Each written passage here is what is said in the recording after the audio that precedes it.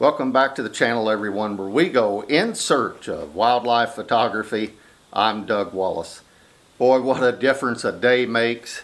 If you live here in central Missouri like I do, you know how flippin' hot it has been all summer long. Well, fall has finally arrived. It feels like fall. Yesterday was 95 degrees. Today we're going to have a high of 67. Tomorrow's like 59. Low humidity, winds are out of the north, and it's finally time to start the hunting season of 2022/23. But before I get into any of those type of videos for the other channels, I just want to have a little review, a conversation about my experiences over the last 4 months learning to do wildlife photography. And you know, all of you know I've only got one camera body. That's what I'm shooting on today. It's the 90D. The lens I have on it that I do this blogging with is a 10-22, I think f3.5-5, something like that. I don't know. But my wildlife lens is the 100-400 Mark II version.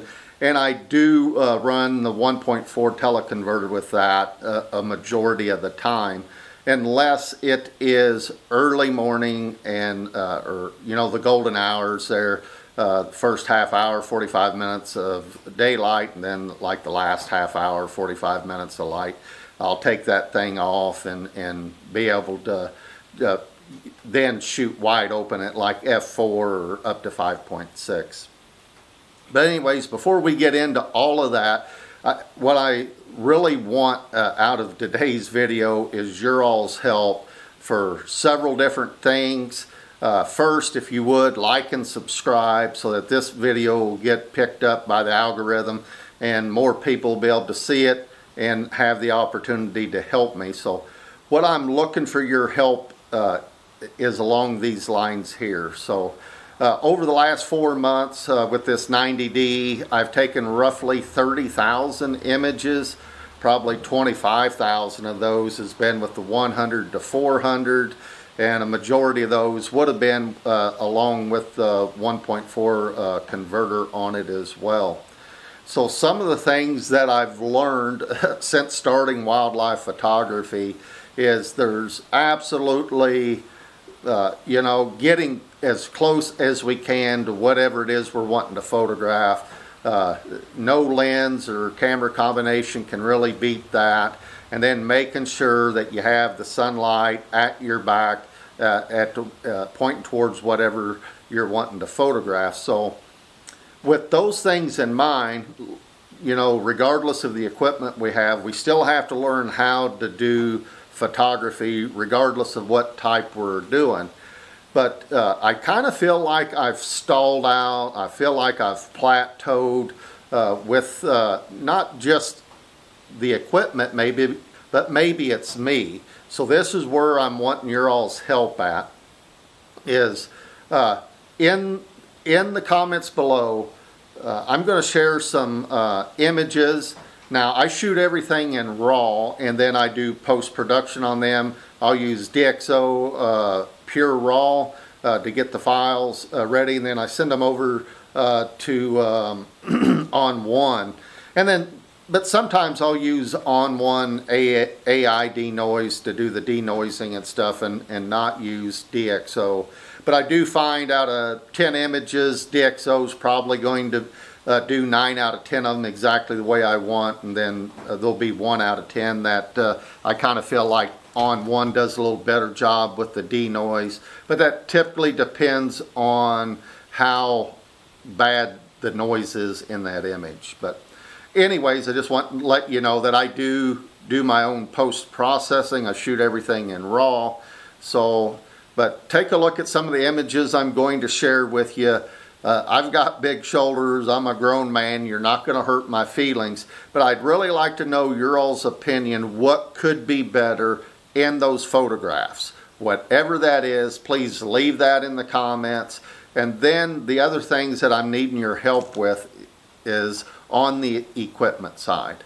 a lot of you know I have really contemplated, buying that Canon 600 prime f4 lens, but the thing is $13,000, and no one's knocking down my door to buy any of the images that I'm producing. So I'm really struggling with spending $13,000. How much will that really elevate my game? And that's what I'm wanting your all's help with, is how to elevate my game at the moment, is because I do feel like I've plateaued out. I had, like all of us, we have a steep learning curve right off the bat, but I do feel like I've plateaued, and I don't know, is that things that I'm doing, or is it equipment related? So I've also looked at maybe going from this 90D up to like the R5 to a full frame sensor. That thing's roughly $4,000, and then by the time if you buy an RF lens, the 100 to 500's another $3,000, or you could save some money, get the 800 f11. But my experiences is telling me that lens, although I've seen a lot of good images with it, people that have reviewed it on YouTube, is I'm positive that's probably going to be like the light is really going to have to be great for that lens to be able to produce great results, or even mediocre results that I'm looking for. But anyways, you all let me know if you've been using that lens, what your experience is with it in low light and stuff like that. How do the images clean up with it? And then I could just get an adapter, RF to EF adapter, and just use my 100 to 400 on the R5. But my dilemma with that is this: going from a ASP-C sensor camera to full frame, my favorite thing to photograph are hawks, and I already feel like I'm short, I don't have enough reach. You all know how it is. You can just never get close enough. But if we can get close, then really the lenses and I feel like the equipment probably mean less if you can get close. But Canon, there's a lot of hoopla out there right now at the moment about them defeating third-party lenses. I don't want to get into that anymore. I've done a couple of videos on it. I'm past it. But I have been looking at third-party lenses, and specifically the Sigmas. So, and the one that I'm really looking at is that 60 to 600. And that really is the hole in the Canon lineup. They don't have affordable 600 millimeter lenses. You got to go from $2,400–$2,500 1 to 400 all the way up to a $13,000 lens. Now you can get a 500. I did find a 500 prime f4 lens used here local, but it's still $7,000, and there's my struggle. Spending that type of money, is that going to up my game, or are there things that I can do with this 90D that will also up my game where I'm not spending $13,000? Again, I feel like I've kind of plateaued out, but I am heavily considering the Sigma 60 to 600. If any of you all out there shoot that lens on like a Canon 90D, how does that autofocus work, And I know we all can go rent equipment, and I have checked into that too to make sure it'll work right. But the two places I've checked with it where I could rent that at is they basically charge your credit card for the full price of that lens, and then when you bring it back, and if they feel like it's in good shape as it was when it went out, then you only pay, they deduct everything except for the day fees for how many days that you had the lens. Well, I'm always a skeptic and afraid someone's going to say that I've done something that I didn't do, and then I'm going to pay for a lens that I could have just bought anyways and not had any of the hassle. And the other thing is, you know, you can order one of these lenses off of Amazon. You've got a 30-day guarantee. You can send it back. And some of them I've checked in, there will be a restocking fee of like 15% on that. So anyways, there's the dilemma that I'm at. If y'all would give me your honest opinion about my images, what you think could be better. What's been your experience? Have you shot with the 60 to 600 Sigma on a Canon body? Does the autofocus work right?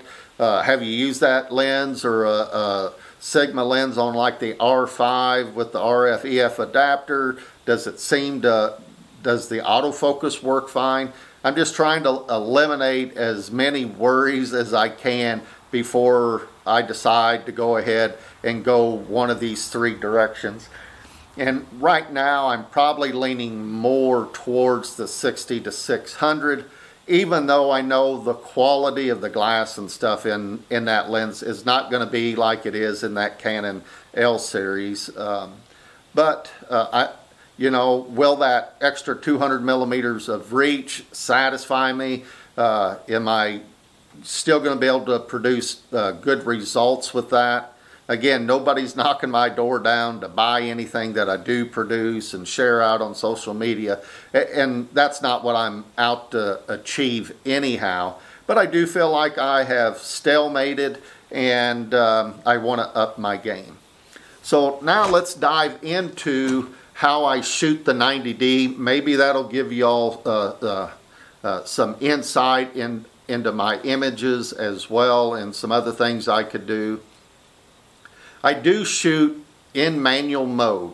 Now, I primarily road hunt for wildlife photos, you know, so I run my ISO on auto because, as you know, an animal, especially in a vehicle rolling down a road, a lot of times they're just there for a couple of seconds, so I just don't feel like I have enough time to adjust ISO, my f-stop, and my shutter speed. So I typically, when I leave the house, it depends on the route that I'm taking, but if I'm on a route where I'm predominantly see a lot of hawks, I'll start my shutter speed out at 1/1600 of a second. I'll run my f-stop, depends on how cloudy or sunshiny it is. Now if it's we got abundant sunshine, I'll have the teleconverter on there. I'm going to run the f-stop up to f10 or 11. Otherwise, if I don't have it on, I'll probably set that at f8, and then in the golden hours I set the aperture wide open, you know, at 5.6 at 400. And running around road hunting for wildlife, I always find myself at the far end of that lens, so that's the other reason why I've been looking at getting a 600 mil lens, is for that very reason right there. I just really don't want to spend $13,000. So again, if you've got experience with that Sigma 60 to 600, let me know all your experience with that, especially if it would work on this 90D autofocus system. So that's how I typically do stuff. I will, you know, I can, even though I don't really follow the histogram, every now and then I'll check my histogram. But what I use the viewfinder on the 90D, when I look through there, I press the shutter halfway, my meter pops up, and I'm able to run my shutter speed up or down until that meter comes back to center. And I've played with this camera a bunch with that lens on certain days and stuff. And I know a lot of guys preach exposing to the right. And I've done that a bunch, but it seems like with my setup and for my eye, that those, if I go past even a third of a stop, especially 2/3 of a stop, past center, exposing to the right, those images to me just look way blown out, way overexposed. And I just don't like those images as well as I do when I make sure the meter is dead center and I've checked it a bunch. When that thing's dead center, the histogram 99% of the time's dead center as well. So kind of depends on what's behind it. If you have some bright light or something, you know, coming through a tree or something, you may still end up with, you know, overexposing and your histogram touching the very right hand side. But those, like I'm saying, 95% of the time anyhow, for sure, if I make sure the meter is right in the center and that the shutter speed is fast enough for the animal that I happen to find, then I feel like my exposure is fine.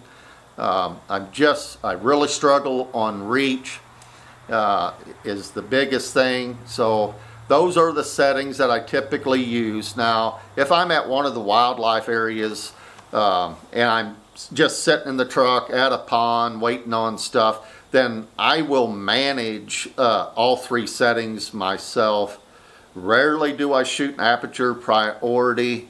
I don't know why. I've just gotten comfortable doing it the way I do in manual mode, but I do run auto ISO 90% of the time, you know. So anyways, those are the settings that I typically run.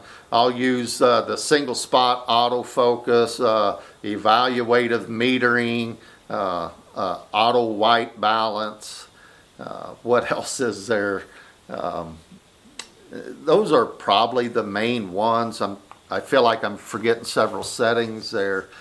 But anyways, with fall here, I probably won't be doing much wildlife photography anyways. Hunting season's here, going to be in full swing, so most of my time will be spent sitting in a tree running trap lines, and I'll still have the camera out videoing and stuff like that, and I'll have days where I'll take wildlife photos, but it won't be days where I just go out and that's all I'm out to do is wildlife photos. I really wish I'd have picked this camera up years ago, because for my lifestyle, this really is an extension of my hunting seasons. I feel like I get to really stay out there with wildlife. Anyways, I wish I'd have picked it up years ago, but these are the problems that I'm having with it, you know. So if I could get you all to help me, take a look at my images, let me know what you think could be better about them. And I just understand I do post-process them. But if there's something that you see that I'm doing that's not quite right that'll help me, I sure would appreciate your help there. And then give me your thoughts on upgrading equipment. I've talked to so many people, you know, everyone's got a different opinion, but it seems like 50-50 if you're talking lens or the camera body as to what you're going to get from people. I kind of feel like my needs will be met better at the current moment with a lens, and that's probably the 60 to 600, because I don't want to spend $13,000. Could I do that? Yeah, I could do that, but I just, again, nobody's knocking down my door to buy my images now, and that's not what I'm out to do, and I just don't feel like that's really upping my game that much. But I'm a newbie. I could be wrong. You all let me know. I appreciate you all listening to me here today. Be safe while you're out there getting whatever type of photographs that you like to take. And again, I appreciate you tuning in. Like and subscribe if you would. And I'll catch you guys on the next one. Thank you.